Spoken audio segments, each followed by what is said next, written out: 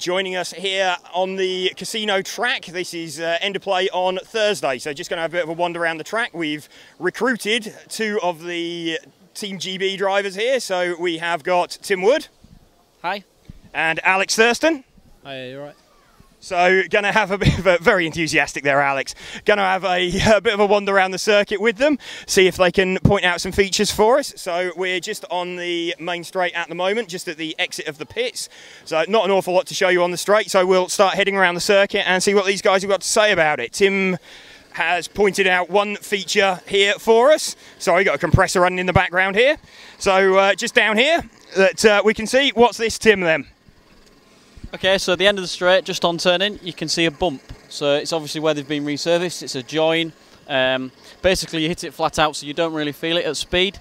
It's actually quite surprising because Italian tracks are known for being really super smooth, and this one's quite a level. But yeah, actually, it doesn't upset the car in any way. It's okay. At this point, you're flat out and you turn in as tight as possible for the sweeper and take the inside line around the sweeper.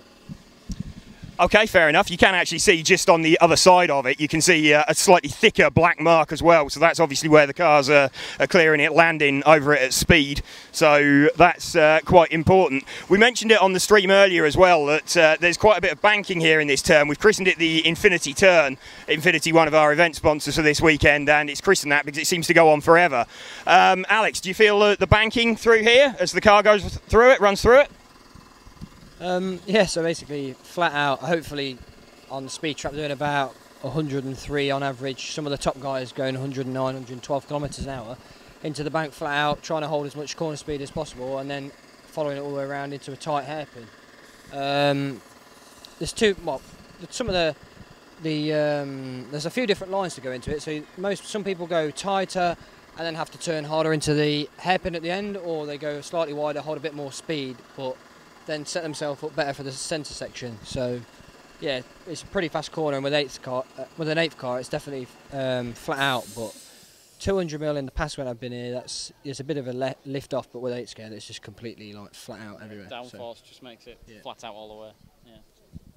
Yeah, okay, cool. So thanks for that. So, I mean, the corner, you can probably see, if we get a bit of a low shot of the corner, you can probably see just how much banking there is through it and how much it holds the car into it.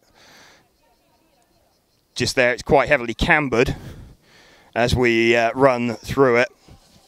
So that automatically helps to hold the car down on there. And again, you can probably see where the line is. It's all sort of fairly... certainly down on the lower half of it. You wouldn't expect to be up on the outside of it. Can see a couple of tyre marks where someone's headed up the outside of it straight towards the wall. But, this is quite an easy bit for, particularly if you're not quite on the line. Then if you sort of drift out a little bit too wide and you get two wheels on the muck on the outside, it's really easy to just completely mess the centre section up because it's like one rhythm into another. So you can see all the tyre marks on the floor from where people have like struggling for traction and skidding, and well, ultimately you end up in the green or the wall if you're like me. I think what's really important is picking your braking point. So you can round the banking on one of basically 2 lines, but the point in which you brake is really important because, as Alex mentioned, it sets you up for the middle section. So if you brake early and tight in, then the following corner you can carry a lot of speed out. But if you brake slightly too late, it throws you past the corner and you're offline all through the middle. So yeah, getting the braking is really important here. Perhaps it will be an overtaking opportunity when it comes to racing. But yeah, really important. okay, yeah, I mean, we saw that on a few people's qualifying runs. I think we mentioned it, that when people get this part of the circuit wrong, their flow through the next few corners, it really looks completely wrong. They're having to make exaggerated movements to try and get the car back online, or almost come back to a stop to get the car down onto line. Yeah, I think it's about getting the car turned before the corner, so it's already rotated, so that it tees you up nicely for the line exiting. If you don't get it turned, you arrive at the corner and have to turn, that's when you lose a lot of time. That seems to be what's really important for the rest of the lap as well. Yeah, something that I think both of you guys struggled with a little bit from watching your cars was rotation sort of middle of the corner to the exit of the corner, and you're having to wait to pick up the throttle a little bit. Yeah, that's true. So I think Alex and myself, we turn in and we wait, and then we go back on the throttle. So there's a bit of skill, I think. Probably harder front springs or heavier front shock oil will probably give us the rotation needed. It's the pivot that we're after, 12 scale style. Yeah, well familiar with that. So yeah, all of us here are sort of familiar with 112 scale cars. So this part of the track, nothing particularly difficult about this first part of it. If you've got the exit of that infinity curve, that infinity sweeper right, is that about right, Alex? Well, yeah. So basically, like Tim mentioned earlier, there's very much one line around this section, but there's quite a big thing that I noticed and that I'm a little bit guilty of actually is actually on these curbs, this particular curb here all the way around, it's very much at an angle, and it's quite easy with an 8th car to accelerate and get air under the front wheels, which obviously isn't ideal, but you run the risk of going too wide and then running on the outer section, which here, being as there's only one line, it's quite difficult, but I mean, you just got to try your best really, I guess. So. Yeah, we did actually see a car live on the feed earlier. I don't know if you'll probably have an opportunity to watch it at some point over the weekend, but yeah, did exactly what you said, got too much curb, flick the front up, and then yeah, you lose all the downforce from it, you generate lift, and it just backflipped straight over, ended up breaking the front body posts. That's run over, that's run done. So moving on a little bit round here into what we've christened the Shepherd S. Shepherd, also one of our event sponsors for the weekend. Yeah, also Tim's sponsor. So pointing that out. So I think we've got the sun right behind us. So probably not the best camera shot. But it's a relatively, it's not quite a straight line through here. It's more like a little confidence wiggle almost through it rather than a turn. Is that right? Yes, I think the really important part what I'm finding is being smooth on the throttle out of here, because if you grab too much throttle, the back end comes out and you basically miss the line. So being really smooth from this and then trying to minimise the wiggle through the middle effectively, because you have to steer. You can't straight line it. So it is a wiggle, but it's about carrying as much speed as possible and as minimising the steering lock through it. Certainly seems to be smooth. When you're really smooth with the steering and only a small amount of lock, you carry a lot more speed. Okay, is that what you're finding too as well, Alex? Yeah, so basically, the only thing I'd probably add to that, really, what Tim said, is obviously coming out that hairpin, if you get the corner right, you're holding a lot of speed around this corner, and if you get too heavy on the throttle, then this is quite a big opportunity to lose like speed going into the next hairpin, because obviously the gearbox then changes just in the middle of the wiggle. And then you lose from this wiggle here through to the next hairpin, you lose all your momentum. So it's very much about being smooth on the throttle, making sure you're in a straight line, and then getting on the throttle and making sure it changes in the right point. If you change too, well, I suppose if you get on the throttle too hard or the throttle jam, the car slides out, the RPM goes up, and the engine changes gear a lot faster. In which case, the wiggle then becomes even slower. So it's quite important to make sure that you're smooth around this whole section to get the rest of your lap time right, basically. So. Okay, do you run any negative throttle expo at all to help smooth that at all? No, I just try and rely on my finger. I'm not renowned to be the smoothest driver, but with this in this country where we got so much traction and stuff, I don't really have to be smooth. You don't have to really have the negative expo. So, if anything, I think some drivers maybe here would use positive, but I don't tend to use anything. I just rely on my finger just to be quite as smooth as possible. Just makes it easier, really. Okay, fair enough. What about you, Tim? Yeah, no, I think because it's so different to racing in the UK, because the grip and everything is so different. So the gearing's different, 2-speed's different, the engine's different, everything is so different. So it's like a world apart from what we're used to. So yeah, we arrive, put the cars down and go, wow, we're nowhere near. So then we start, the clutches in particular. So the clutch, compared to like the UK, you just screw it in. You just screw it in until you get the correct point. I put my car down fresh from Halifax at the weekend, and literally it was just boggy everywhere to start with. So really important. So yeah, going back to the track, so you come through the wiggle. I think really important here is, again, picking your braking point.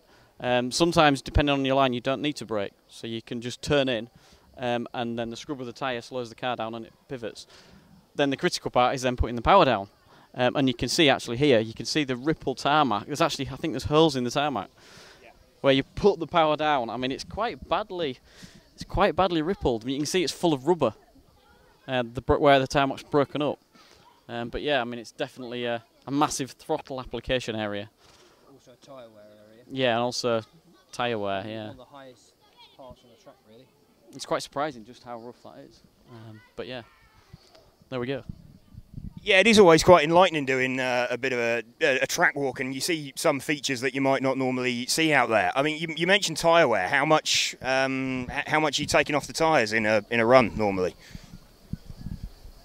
Well, I mean, here, to be honest with you, I haven't really been checking. My dad's kept an eye on it, but from what I've seen from like rough measurements that I've done versus the UK, because here in Italy the traction's so high, you have very minimal wheel spin, so you don't tend to burn the tyres off too bad. Also, a good thing about this track is, because there's quite a lot of fast corners, both sides tend to wear very equally, so okay. The side-to-side split isn't massive, which is really good, whereas in the UK, generally, because we have lower grip, the cars slide a lot more, which obviously scrubs speed and wears your tyres out, so it's a bit of a catch-22, but I think this track is really good for racing, for finals, because I don't think we'll have the tyre strategy will massively come into play, but we'll have a lot of fuel economy strategies, so people trying to do 5 minutes, 4.5, 4 minutes, completely dependent on their driving style. But I think in terms of tyres, I think it'll be very good racing, because it'll be full blown, everyone will be trying to go as fast as they can for the whole 20 minutes, which I like doing because I'm not running out to be the smoothest on my tyres, so but we'll see how it all pans out, but it's generally pretty good. Okay, cool, thanks for that. So moving on then, down this little short straight, there's nothing really of any consequence. I haven't spotted any cars making a massive issue here. Bit of a sweep towards the outside of the circuit as they go into the EFRA, what we call the EFRA turn. EFRA, obviously, event organisers, and have brought us here this weekend. And looking at where the banner is on the exit, that's why we've christened it the EFRA turn. Is this difficult, sort of getting your braking point right for this corner here at all? Yeah, I would say so. Not so much braking at this point, because it's only a relatively short straight, you don't carry a huge amount of speed. So you come out of there, open the throttle, and then pretty much you let off and turn in. So this one, it's not really a braking point. Let off, turn in, and then it's about getting the car pivoted again, and then hitting the throttle as smoothly as possible. The next section is quite important, because, as you can see, it bends round to the left and then into the hairpin. So this is like the really slow technical section of the circuit. So again, the line here, getting a good exit out of here, carrying lots of speed, is really important to set you up for the next corner. And something that I certainly found in qualifying was actually the next set of corners. It's kind of like a Scandinavian flick. So you go left and then you go right. And if you watch the really fast cars, they're actually exaggerating the Scandinavian flick, so it's actually a real left-right, and it sets him up to get a really good apex for the right-hander. So yeah, you come through this bend here, which is a nice sweeping left-hander, flick it left, and then flick it right. And where people seem to be losing a lot of time is where they drive normally through and then turn right. It's much quicker to use the momentum of the car to go left and right and put the load on the outside tyres as you turn in. Right, okay, so you're using the weight transfer across the car then, and like the reaction against that to generate the direction change, the second direction change on the exit of it. So you're treating it almost like a chicane, even though it's massively extended over that. Is that what you're finding too, Alex? Yeah, so if I just go a little bit back, from here we can see that actually this corner here where the S's is, the reason why most people take a sweeping S is actually because if you see from here that this corner is actually a bit cambered, and all the way across you see 9 times out of 10 even the top guys come out of here and they sort of slide out the corner, mainly because the cars are actually off camber here, and it sort of raises up in the centre, and then as we get to this section here where, like Tim mentioned earlier, where you have to flick the car in, it's cambers the opposite way, but there's a big bump just beforehand. So actually if we walk down here just to this hairpin, just as we get here, if you go a little bit wide coming down here trying to get your sweep in line, there's actually quite a big bump here.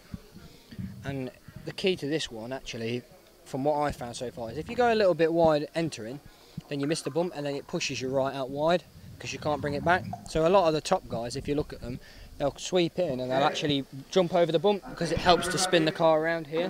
Because you can't ride the curb here because the curbs are quite grippy, and also the paint's very rippled, so they tend to come in and just literally hit the bump, and it helps spin the car around.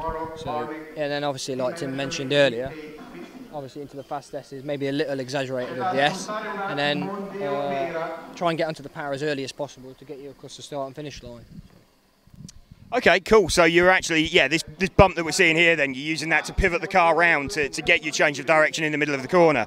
Okay, so that's useful to see. Also looks like a bit more of a divot here, actually, again, than you can see from the shot up there. So, again, a little bit cambered.